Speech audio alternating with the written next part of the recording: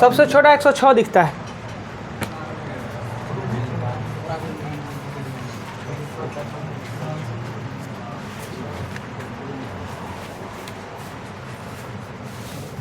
Question 106 कहता है 100 से 150 के बीच दोनों सहित कुल कितनी संख्या है जो 9 ही 3 से और 9 ही 5 से विभक्त है। 9 3 से 9 5 से विभक्त नहीं होने वाला है। तो पहले लिखेंगे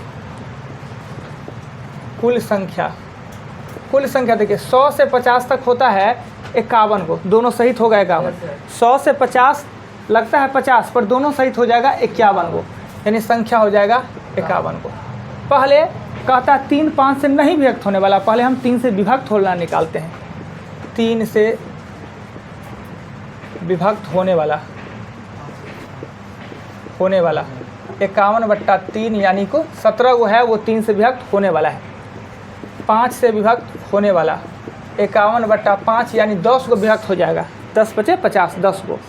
कुछ संख्या ऐसा है जो 3 5 दोनों से विभक्त होता है। 3 5 दोनों से, जैसे 15 30 45 तीनों से, यानी 15 से विभक्त होने वाला। 15 से विभक्त होने वाला है 51/15 अर्थात 3 को। 15 तिया 45, ये दोनों में कॉमन है। 3 से विभक्त होने वाला 17 को, 5 से विभक्त होने वाला 10 को, और 3 को है ना वो दोनों से विभक्त होने वाला। यानी कि 100 से लेके और 150 तक 24 को संख्या है वो विभक्त होने वाला है, बाकी नहीं होने वाला होगा। तो नहीं होने वाला पूछ रहा है, नहीं होने वाला 51 में से 24 जाएगा तो हो जाएगा कितना 27। नेक्स्ट 106 के बाद 107 मिटा दिया जाए।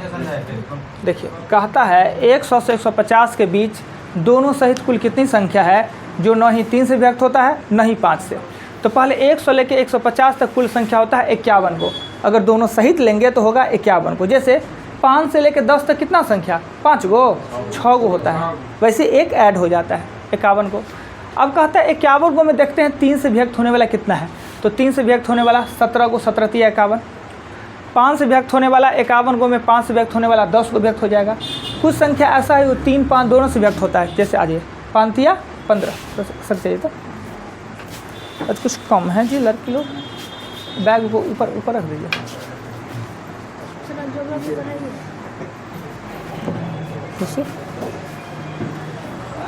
तो कुछ संख्या वो 3 वाला में भी आ जाता है और 5 वाला, क्योंकि दोनों आपस में ना प्राइम फैक्टर है। 5 तिया 15, 15 से विभक्त होने वाला 3 को, यानी ये दोनों विभक्त होने वाला है। 17 को विभक्त होने वाला है 3 से, 10 को विभक्त होने वाला है 5 से, और 3 को है वो दोनों से विभक्त होने वाला है, इसको माइनस कर दिए, यानी 24 वो संख्या वो विभक्त होता है। विभक्त नहीं होने वाला तो 51 को में से 24 27 को विभक्त नहीं होने वाला है। क्लियर, यही पूछ रहा था आपसे। नेक्स्ट क्वेश्चन चलते हैं 6 के बाद 7।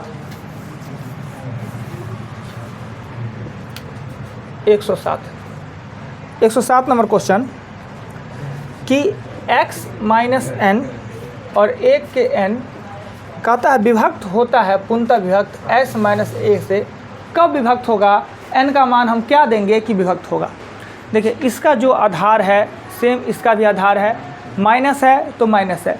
विभक्त होने का मतलब क्या है, 12 6 से विभक्त होता है, 12 4 से विभक्त होता है, 12 3 से विभक्त होता है, 12 2 से भी, अर्थात नीचे वाला कट जाना ही होता है विभक्त कहलाता है। नहीं जी, नीचे वाला कट जाए उसी को विभक्त कहते हैं। अब हम क्या करेंगे कि हमको कहते हैं n का मान हम क्या दें, तो n का मान हम दे सकते हैं 1 2 3 4 5। देखते हैं देखे कि किस किस के देने से विभक्त होता है।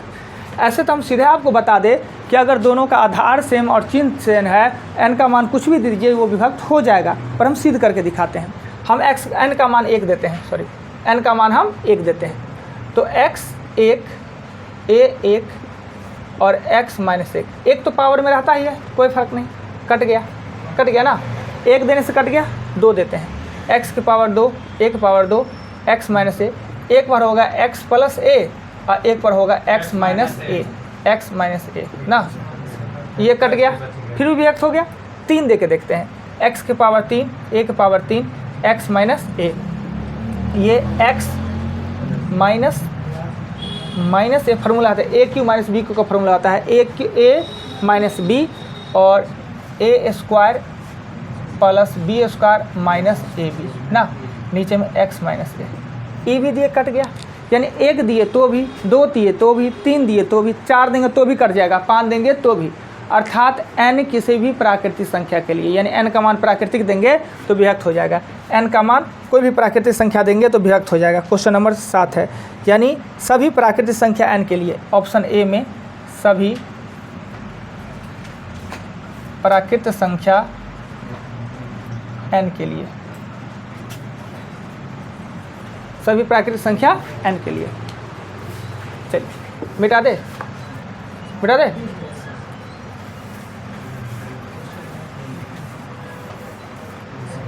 7 के बाद 8 नंबर क्वेश्चन में दो संख्या का योग दिया हुआ है, वो दिया है 1365। दो संख्या का योग दिया है 1365। अब एक संख्या इसमें x एक y भी मान सकते हैं, या एक संख्या x तो दूसरा 1365 माइनस x। छोटी संख्या x तो बड़ी संख्या हो जाएगा 1365 माइनस x।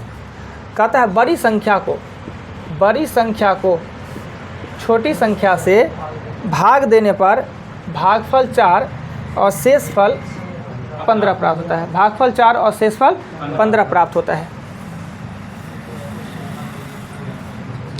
ये बीच वाला ज्ञात करने के लिए ये दोनों गुना करते हैं, इसको जोड़ते हैं, यानी 1365 माइनस एक्स 4x प्लस 15। इधर करेंगे, इसको इधर लाएंगे तो 1300 ही हो जाएगा 50, ये हो जाएगा 5x। x बराबर होगा 270। आइए अंदर में आइए, कोई दिक्कत फिर से बताते हैं। दो संख्या का योग 1365, यानी दो को संख्या में मिला के 1365 होता है। इसे एक्स वाई करके भी बना सकते हैं, पर हमेशा याद कर रखिए, अगर एक मानने से आपका काम चल जाए तो दो को न माने, एक ही से काम चलाना चाहिए ना। तो हमने छोटी संख्या, हमेशा छोटी को मानिए। छोटी अगर x होगा तो बड़ा होगा 1365 माइनस एक्स, नो डाउट। मेरे और आपके मिला के 50 रुपया है, आपके और मेरे मिला के 50 रुपया। आपके पॉकेट में 20 रुपया, तो मेरे पॉकेट में कहाँ से आया 30 रुपया? 50 में से न 20 घटा के, तो टोटले में से ना आपका घटाएंगे, तो वही तो किया, टोटल में से घटा दिए छोटका को, आ गया ना। अब आइए बड़ी संख्या को छोटी संख्या से भाग देने पे भागफल 4 और शेषफल 15 प्राप्त होता है। क्लियर? अब ये भाज्य है, भाजक है, भाजफल है, शेषफल है। बीच वाला ज्ञात करने के लिए इस दोनों को गुना करते हैं, इसको जोड़ते हैं, यानी गुना बीच वाला प्राप्त करने के लिए दोनों गुना के इसको जोड़े, x निकल गया और छोटी संख्या ये आपसे पूछ रहा है। क्लियर? चलिए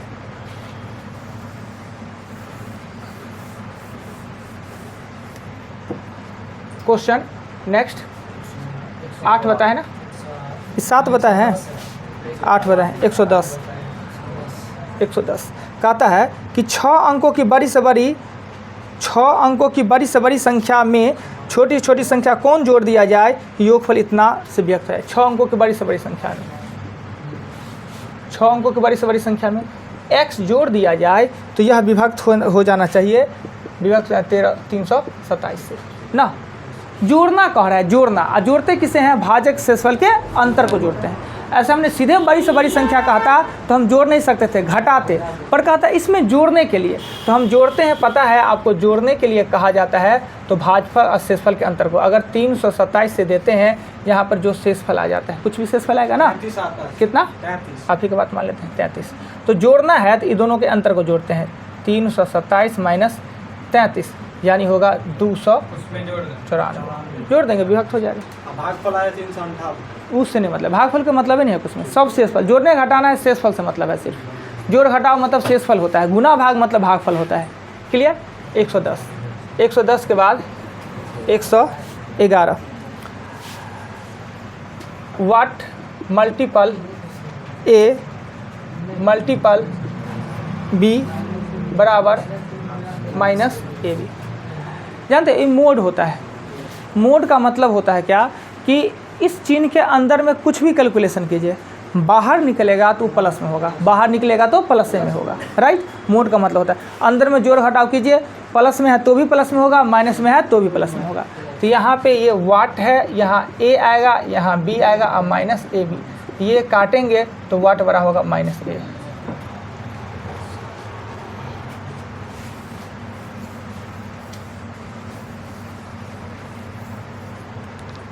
क्वेश्चन 11 के बाद आता है 13।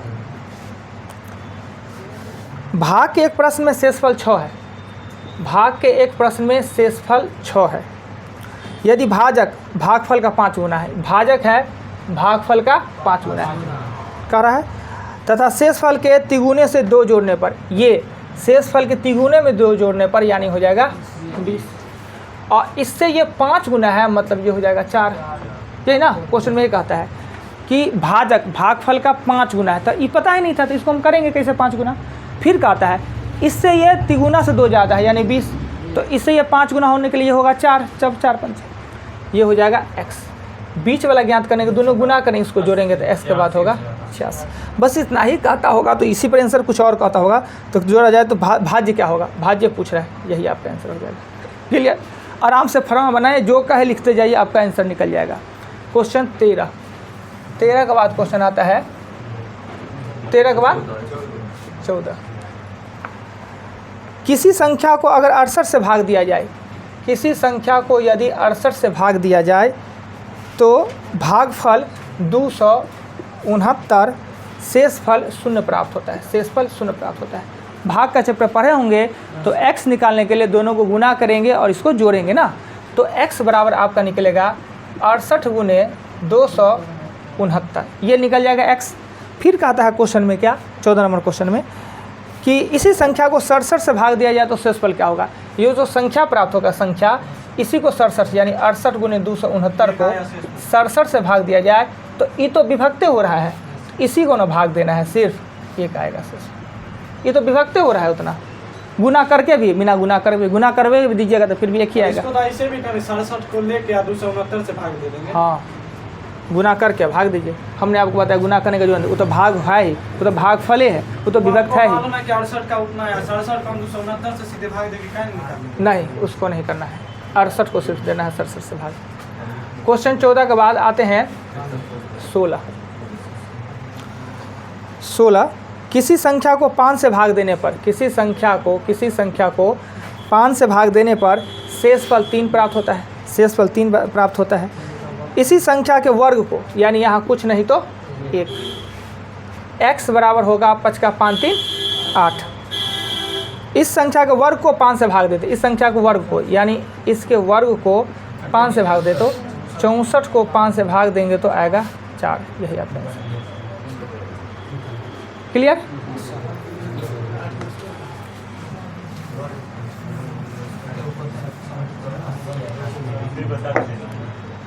क्या कहा, एक संख्या है 5 से भाग देने पर 3 शेषफल, भागफल का कोई चर्चा नहीं तो 1 दिए।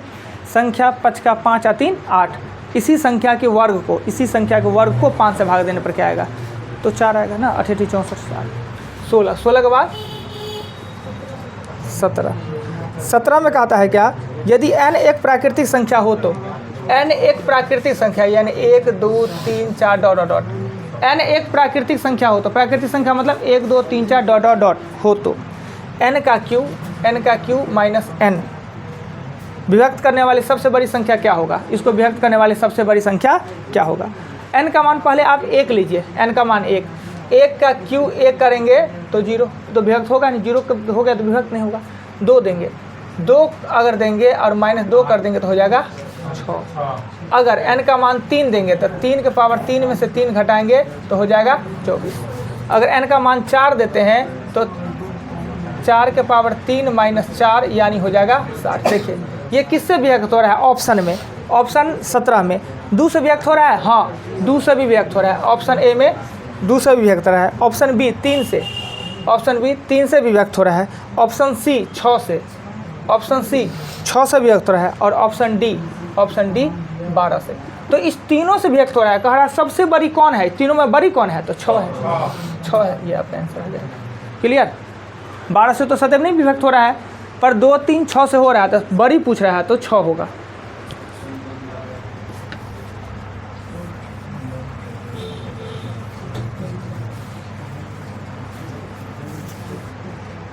सत्रह, 17 के बाद 18,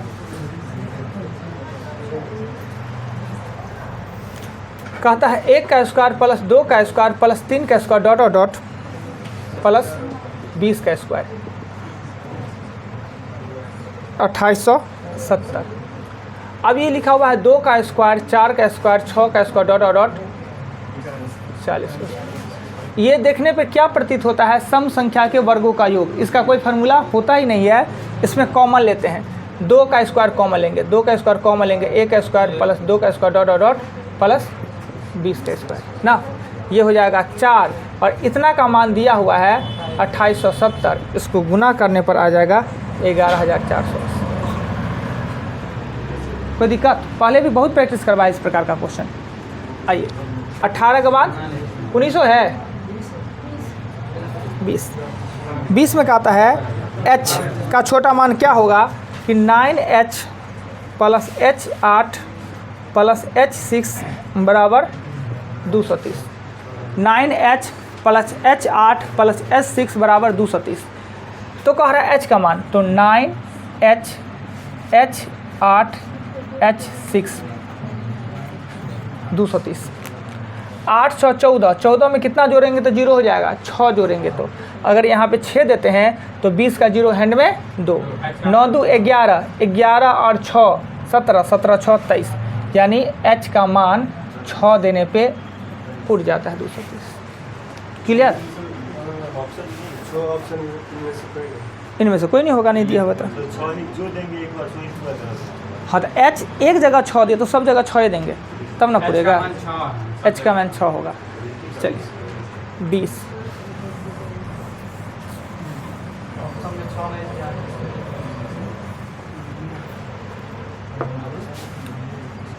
एक 122।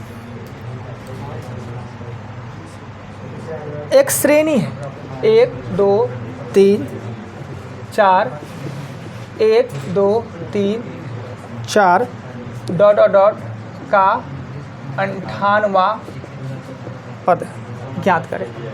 अब जब सीरीज चला है 1 2 3 4 1 2 3 4 1 2 3 4 1 2 3 4, अगर हम सीधे 7वां पूछे तो गिन लीजिएगा 1 2 3 4 5 6 7, गिन लेंगे तो 7वां गिन लीजिएगा।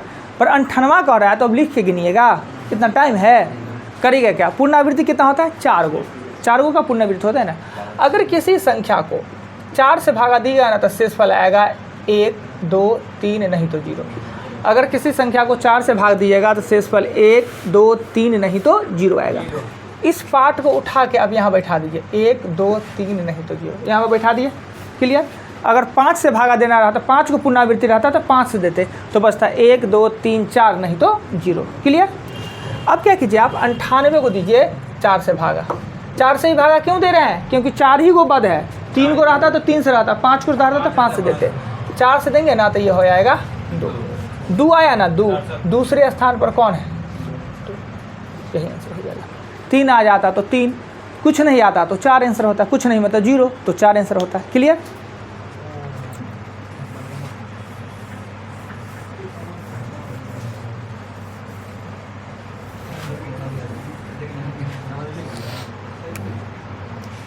बाईस के बाद 23 कहता है कि x बराबर 2y प्लस 3। x में 1 से 2 तक वृद्धि करने पर y में क्या होगा? x का मान 1 और x का मान 2 दे देने पर y के मान में क्या होगा? पहले x का मान 1, x का मान 1 लेंगे तो 2y/5 प्लस 3, ये इधर जाएगा तो -2 और 2y/5 और ये काट देंगे तो y का मान होगा -5। कोई दिक्कत नहीं।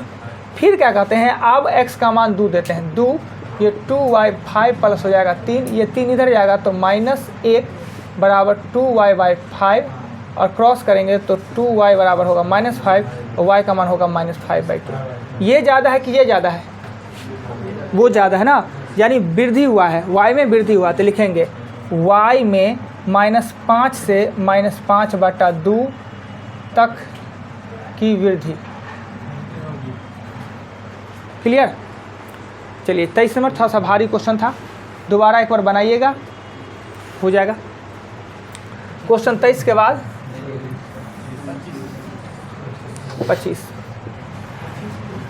25 नंबर क्वेश्चन में कह रहा है यदि n एक ऋणात्मक मान हो तो n एक ऋणात्मक मान हो, यानी -1 -2 -3 ऋणात्मक कुछ भी मान हो, तो कहता है चारों ऑप्शन में सबसे बड़ा कौन है। ऑप्शन ए में दिया हुआ है 0, ऑप्शन बी में दिया है -n, ऑप्शन सी में दिया है 2n और ऑप्शन डी में दिया है n²।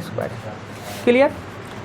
n का मान क्या लेने का मान है, -1 लेते हैं, कोई ऋणात्मक -1 लेते हैं तो ये तो 0 हो जाएगा, -1 ले लेंगे तो ये 1 हो जाएगा, माइनस माइनस हो जाएगा प्लस, 2 ले लेंगे तो -2 हो जाएगा और -1 लिए तो यहाँ 1 हो जाएगा। अब देखिए सबसे छोटा कौन है इसमें, सबसे छोटा कौन है C, -2 है सबसे छोटा, -2 सबसे छोटा, यही हो जाएगा।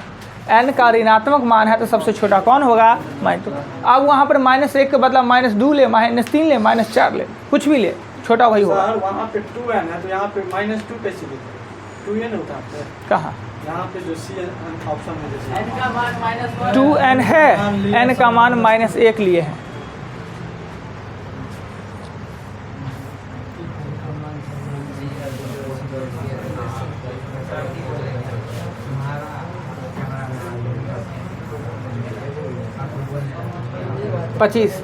पच्चीस के बाद 26। यदि a और b दो विषम संख्या हो तो, a और b विषम संख्या हो तो, विषम संख्या हो तो, यदि a और b दो विषम संख्या हो तो निम्नलिखित में कौन सा सम होगा। देखिए विषम तो इसको 1 इसको 3 ले लेते हैं, क्या यही ना विषम है, 1 3 कुछ भी ले ले पर विषम ले ले।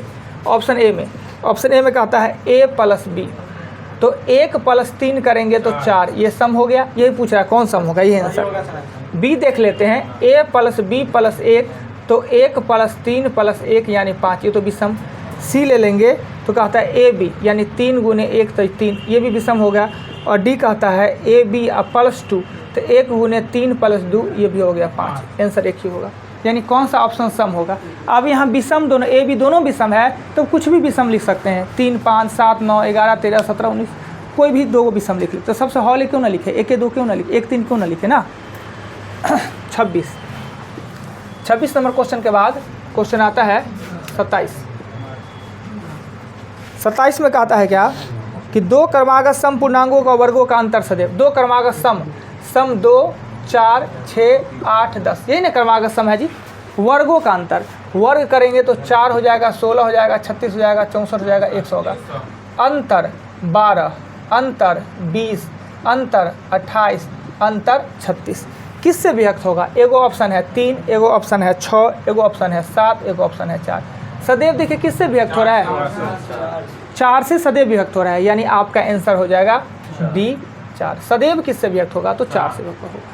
आगे भी लिख सकते हैं, आगे भी लिख लेंगे। 12 का होता है 144, अंतर होगा 44, देख लीजिए ना। कह रहा था क्रमागत सम संख्या के वर्गों का अंतर किससे विभक्त होगा, तो क्रमागत सम लिख दिए, वर्गों लिख दिए, अंतर कर दिए, 4 से विभक्त हो रहा है। हाँ कहाँ जाना है, जाइए।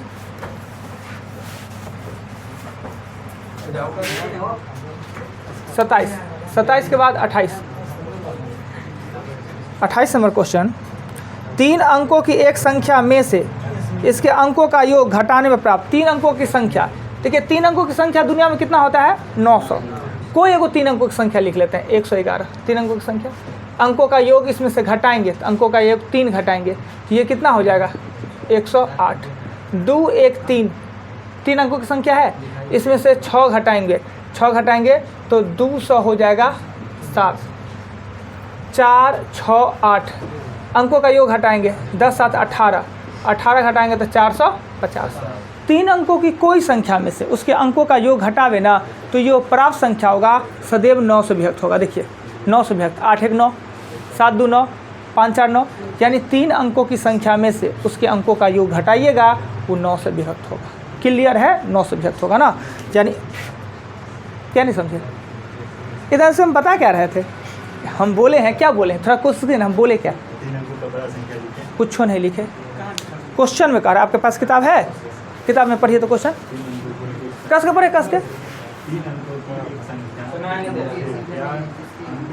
अरे खा के नहीं आते हैं जी, 9 बजे आते हैं, खाते नहीं है। 3 अंकों की संख्या में से किस अंकों को घटाने पर प्राप्त संख्या? कहा था 3 अंकों की संख्या में से उसके अंकों के योग घटाने से प्राप्त संख्या किससे व्यक्त हो, ये ना पूछ रहा है। 3 अंकों की संख्या होता है 900, बताए 900 संख्या होता है। हम कोई भी संख्या लिख दिए, कोई भी संख्या अपने मन से संख्या लिख दिए, 3 अंकों की संख्या है ना, अंकों का योग 3, अंकों का योग 1 1 3, यहाँ पे 6 घटाए तो 6 1 2 3 6 घटाए, अंकों का योग घटाए। कहता है अंकों का योग घटाने पर, हम अपने मन से थोड़ी लिख देते हैं। कोई भी संख्या आप लिख ले 3 अंकों की, आप ही बताइए 3 अंकों की संख्या को बताइए, कौन लिखते 3 अंकों की संख्या? 333 दीजिए। 333 लिख देते हैं, इसमें से 9 घटा देंगे, 9 जोड़ेंगे ना, कह रहा है उसमें अंकों का योग घटाइए, इस अंकों का योग 3 6 9 योग घटाना कह रहा है। क्वेश्चन नहीं पढ़े इसलिए दिक्कत होता है। अंकों का योग घटाना, अब 3 दे देंगे तो गड़बड़ हो जाना है ना, घटाना है। तो 9 13 में से 9 जाएगा तो 4 324। देखिए हाँ 27 घटाएंगे, 5 4 9 विभक्त हो रहा है 999, 999 में से 27 घटा दीजिए तो 2 7 और 9, देखिए 9 9 18 हो रहा है 9 से विभक्त, यानी 3 अंकों का कोई संख्या में से उसके अंकों का योग घटा दीजिए, वो विभक्त हो जाना है 9 से। ऑप्शन में देखेंगे, ऑप्शन 28 में, 28 में कहता है 6 से सदैव विभक्त होगा। कहाँ 6 से विभक्त हो रहा है सदैव? कह रहा है सदैव 9 से विभक्त होगा, सिर्फ सदैव। कहता है सदैव 9 6 दोनों से नहीं, सिर्फ 9 से विभक्त होगा, बी होगा। कहाँ 6 से विभक्त हो रहा है? 6 से विभक्त हो रहा है नहीं ना, ये 0 6 से विभक्त हो रहा है 9 से, पर सदैव नहीं हो रहा है, होगा तो पर सदैव नहीं, सदैव 9 से विभक्त होगा। 27 28 28 के बाद क्वेश्चन आता है 29।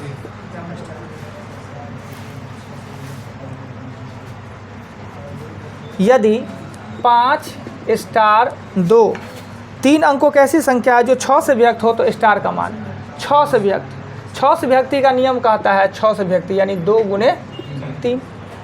तो इकाई के स्थान पर 2 है तो 2 से विभक्त हो रहा है। अंकों का योग 5 2 7, 2 दे देंगे तो 9, स्टार के जगह पर 2 दे देंगे तो विभक्त हो जाएगा। यही पूछ रहा है क्वेश्चन 29। 29 के बाद 30 है, 29 तक क्वेश्चन आपने पूछा, हमने पूरा चैप्टर का क्वेश्चन बता दिया। एक बार टोटल चैप्टर को आपको रिवीजन करना है। रिवीजन करने का अर्थ